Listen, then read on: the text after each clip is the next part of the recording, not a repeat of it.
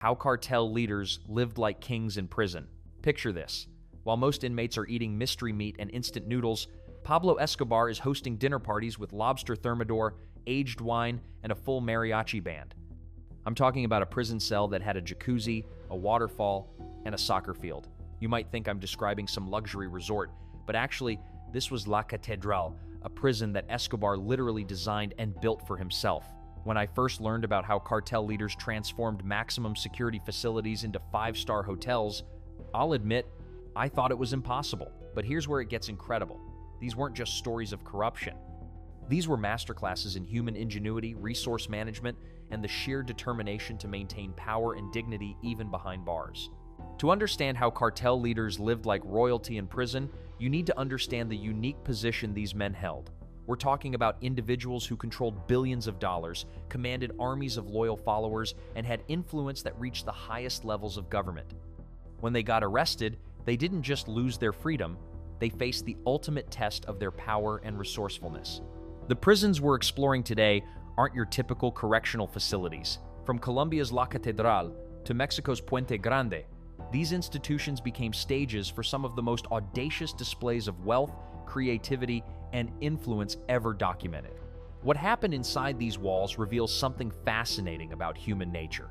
When you take away everything from someone who's used to having everything, they'll find ways to recreate their world that will absolutely blow your mind.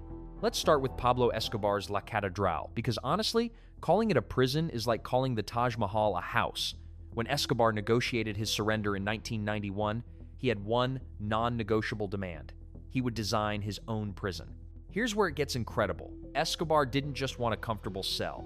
He wanted a compound that would allow him to continue running his empire while technically serving his sentence. The prison he built was actually a luxury estate disguised as a correctional facility. We're talking about a complex with a soccer field where he hosted matches with professional players, a bar that would make most nightclubs jealous, and living quarters that featured jacuzzis, waterfalls, and panoramic views of the Medellin Valley. But here's the genius part. It was all technically legal. Escobar's lawyers had negotiated terms that allowed him to build the facility to his specifications, as long as it met basic security requirements. What they created was a masterpiece of creative interpretation. The cells were luxury suites. The exercise yard was a full-size soccer field. The cafeteria was a gourmet restaurant with a full kitchen staff. You might think that's impossible, but actually, Escobar understood something fundamental about power. It's not just about money. It's about perception and control. By creating La Catedral, he sent a message to his enemies, his allies, and the government. Even in prison, Pablo Escobar was still the king. The architecture itself was mind-blowing. Escobar's personal quarters featured marble floors imported from Italy, gold-plated fixtures, and custom furniture that cost more than most people's houses. He had a private office equipped with multiple phone lines, fax machines, and communication equipment that allowed him to run his cocaine empire without interruption. The compound included a conference room where he held business meetings, a library stocked with books on strategy and philosophy, and even a chapel where he could reflect on his empire. But the real showstopper was the entertainment complex. Escobar had built a full-size discotheque, complete with a professional sound system, dance floor, and bar that was stocked with premium liquors from around the world. He regularly hosted parties that lasted for days, with guests including politicians, celebrities, and business leaders who came to pay their respects to the man who controlled Colombia's most profitable industry. Now, you're probably wondering, how do you fund a luxury lifestyle when you're supposedly cut off from your criminal empire? This is where the ingenuity gets really fascinating. Take Joaquin El Chapo Guzman's time in Puente Grande. While the world thought he was locked away, Chapo was actually running a sophisticated business operation from inside the prison. He had established what was essentially a parallel economy within the facility. Guards weren't just corrupted, they were recruited as employees in a complex organizational structure. Here's how it worked. Chapo identified every person who had influence over his daily life. Guards, administrators, kitchen staff, maintenance workers, even other inmates. Then he created a system where everyone had a role and everyone got paid. We're talking about monthly salaries that were often 10 times what these people made in their official jobs. The logistics were absolutely incredible. Chapo's organization had figured out how to move money, goods, and information in and out of the prison using methods that would make any supply chain manager jealous. They had established routes through corrupt officials, hidden compartments in delivery trucks, and even underground tunnels that connected to the prison's infrastructure. I'll admit, when I first learned about the scale of these operations, I was amazed. We're talking about multi-million-dollar budgets being managed from inside a maximum security facility. Chapo wasn't just maintaining his lifestyle. He was expanding his empire. He was negotiating drug deals, coordinating shipments, and managing a workforce of thousands, all from behind bars. The financial network was sophisticated beyond belief. Chapo had established bank accounts in multiple countries, shell companies that laundered money through legitimate businesses, and investment portfolios that generated passive income to fund his prison operations. He had financial advisors who visited him regularly, disguised as lawyers or family members, providing updates on market conditions and investment opportunities. You might think prison food is universally terrible, but actually, cartel leaders turned their facilities into culinary destinations that would rival five-star restaurants. This is where human creativity really shines. At La Catedral, Escobar had a full kitchen staff that included professional chefs poached from Medellin's best restaurants. But here's where it gets incredible. They weren't just cooking with standard ingredients. Escobar's people had established supply chains that brought in fresh seafood, premium cuts of meat, exotic fruits, and even vintage wines. The logistics were mind-blowing. Every delivery had to be coordinated with corrupt guards, disguised as legitimate supplies, and distributed without alerting honest officials. They created fake invoices for medical supplies that were actually cases of champagne. Educational materials turned out to be gourmet ingredients. Religious items were premium cooking equipment. But my favorite story involves Chapo's birthday celebration at Puente Grande. His organization managed to smuggle in a full mariachi band, a professional chef, and ingredients for a feast that included lobster, aged steaks, and a custom-made cake. The party lasted 3 days, with guards participating as guests rather than supervisors. Here's what's really fascinating. These weren't just displays of wealth. They were demonstrations of organizational capability. Every luxury meal represented a complex operation involving dozens of people, multiple supply chains, and sophisticated planning. These men were proving that even behind bars, they could orchestrate operations that most legitimate businesses would struggle to manage. The menu planning alone was extraordinary. Escobar employed a full-time nutritionist who designed meals that not only satisfied his refined palate, but also demonstrated his continued access to the finest ingredients money could buy. Breakfast might include fresh caviar from Russia, croissants flown in from Paris, and coffee beans personally selected from his own plantations. Lunch could feature sushi prepared by a chef trained in Tokyo, accompanied by sake that cost more per bottle than most people earned in a month. Believe it or not, some cartel leaders had better communication systems in prison than most people have in their homes. This is where the ingenuity gets really impressive. Escobar's La Catedral was equipped with multiple phone lines, fax machines, and even early computer systems. But the real innovation was in the hidden communication networks. His people had installed secret phone lines that bypassed the prison's monitoring systems, encrypted radio equipment that allowed direct communication with his organization, and even a primitive internet connection that let him manage his business in real time. Chapo took this to another level at Puente Grande. His organization had corrupted the prison's entire communication infrastructure. Guards were carrying messages, administrators were facilitating phone calls, and even the prison's official phone system had been modified to allow unmonitored conversations. Here's where it gets incredible. Chapo's people had essentially created a parallel communication network within the prison. They had established codes, backup systems, and redundancies that ensured he could always stay connected to his empire. When one communication method was discovered, they had 3 others ready to go. The sophistication was remarkable.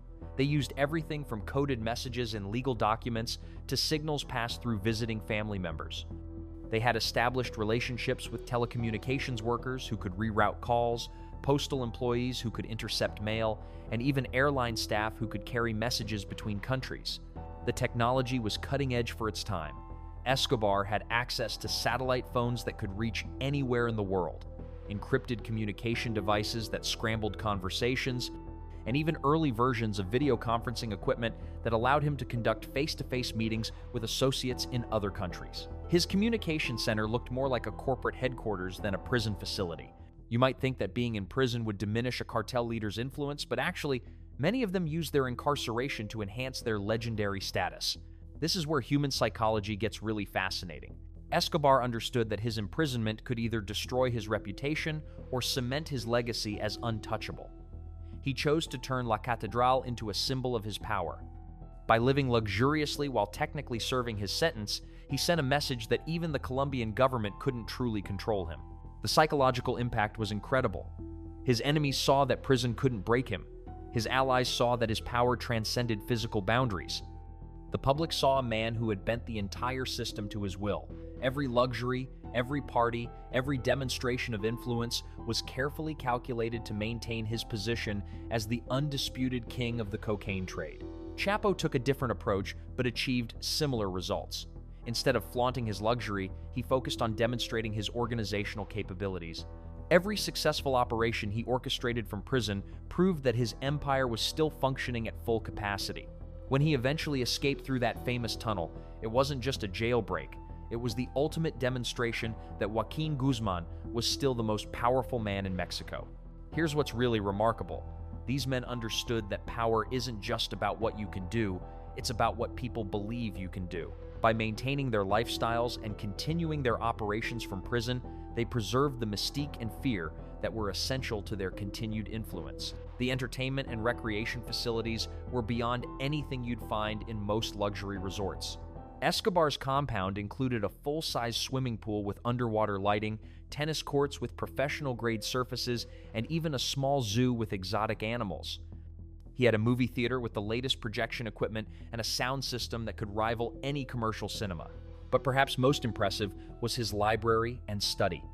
Escobar was a voracious reader who collected books on history, philosophy, and military strategy. His personal collection included rare first editions, manuscripts, and documents that scholars would kill to access. He spent hours each day reading and planning, treating his imprisonment as an opportunity for intellectual growth and strategic thinking. When you step back and look at the complete picture, what these cartel leaders accomplished in prison represents some of the most sophisticated organizational achievements in criminal history. They didn't just adapt to incarceration, they transformed it into an extension of their empires. The key was understanding that prison is just another environment to be mastered. Like any successful business operation, it required identifying resources, building relationships, establishing systems, and maintaining quality control. The difference was that the stakes were higher and the constraints were more severe. Escobar's La Catedral worked because he approached it like a luxury resort development project. He identified what he needed to maintain his lifestyle and influence, then systematically created the infrastructure to support those needs. The soccer field wasn't just for recreation, it was a venue for hosting important meetings with allies and rivals. The luxury accommodations weren't just for comfort, they were symbols of his continued power. Chapo's operations at Puente Grande succeeded because he treated the prison like a corporate headquarters. He established clear hierarchies, defined roles and responsibilities, created incentive systems, and maintained strict operational security. Every person in the facility became either an employee or a potential threat to be neutralized. What's most impressive is how they maintained these operations while under constant scrutiny. Every luxury had to be justified, every operation had to be concealed, and every person had to be managed. The level of planning, coordination, and execution required was extraordinary. The medical facilities these men created were better than what most free citizens had access to. Escobar employed a team of doctors and nurses who provided 24-hour medical care, not just for him, but for his entire organization within the prison. He had access to the latest medical equipment, experimental treatments, and even cosmetic procedures that helped maintain his appearance and health. Chapo went even further, establishing what was essentially a private hospital wing within Puente Grande. He had specialists flown in from around the world, medical equipment that cost millions of dollars, and pharmaceutical supplies that included everything from basic medications to exotic treatments available only to the ultra-wealthy. Here's what I find most fascinating about these stories. They reveal something profound about human nature and our capacity for adaptation. When faced with the ultimate restriction of freedom, these men didn't just survive, they found ways to thrive that challenge our basic assumptions about power, influence, and control. Now, I'm not celebrating their criminal activities or suggesting that their methods should be admired. What I am saying is that their ability to maintain complex organizations, create luxury from nothing, and adapt to extreme constraints demonstrates a level of human ingenuity that's genuinely remarkable. Think about what they accomplished. They turned maximum security prisons into luxury compounds, maintained multi-billion-dollar businesses from behind bars, and preserved their influence despite being physically separated from their organizations. They did this through pure creativity, strategic thinking, and an understanding of human psychology that most legitimate business leaders would envy. What can we learn from this? First, that human creativity flourishes under constraints. When everything is taken away, people find ways to rebuild that are often more innovative than what they had before. Second, that power and influence are ultimately about relationships and perception, not just physical freedom or material resources. These stories also remind us that the human drive for dignity, comfort, and control is incredibly powerful. Even in the most restrictive environments, people will find ways to create meaning, maintain their identity, and preserve their sense of self-worth. The ingenuity displayed in these prisons, Deji, the creative problem-solving, the resource management, the organizational skills, represents human potential at its most focused and determined. While the context was criminal, the capabilities demonstrated were genuinely extraordinary. The educational and cultural programs these men established were remarkable in their scope and sophistication. Escobar created what was essentially a private university within La Catedral, with courses in business, languages, and even philosophy. He brought in professors from Colombia's most prestigious universities to teach not just him, but other inmates who were part of his organization. Chapo established similar programs at Puente Grande, focusing on practical skills that could benefit his organization. He had experts in logistics, finance, and technology provide training that kept his people current with the latest developments in their fields. These weren't just educational programs, they were professional development initiatives that ensured his organization remained competitive in an evolving marketplace. As we think about these stories, we're reminded that human beings are incredibly adaptable creatures. When faced with seemingly impossible circumstances, we find ways not just to survive, but to create, to build, and to maintain our humanity. That's a lesson worth remembering, regardless of the context in which it's learned. The next time you face constraints in your own life, whether it's a limited budget, restricted resources, or challenging circumstances, remember that some of history's most impressive innovations came from people who had far less to work with than you do. The question isn't whether you have enough resources to succeed, it's whether you have enough creativity to make the most of what you have. These cartel leaders proved that human ingenuity knows no bounds. They transformed the most restrictive environments into extensions of their empires, maintained luxury lifestyles under impossible conditions, and demonstrated organizational capabilities that would impress any business school professor. While we can't condone their criminal activities, we can appreciate the remarkable human capacity for adaptation, creativity, and resilience that their stories reveal. The legacy of these prison kingdoms extends far beyond their walls. They changed how we think about incarceration, power, and the limits of human resourcefulness. They proved that true influence transcends physical boundaries, and that the human spirit, for better or worse, refuses to be contained by any system designed to restrict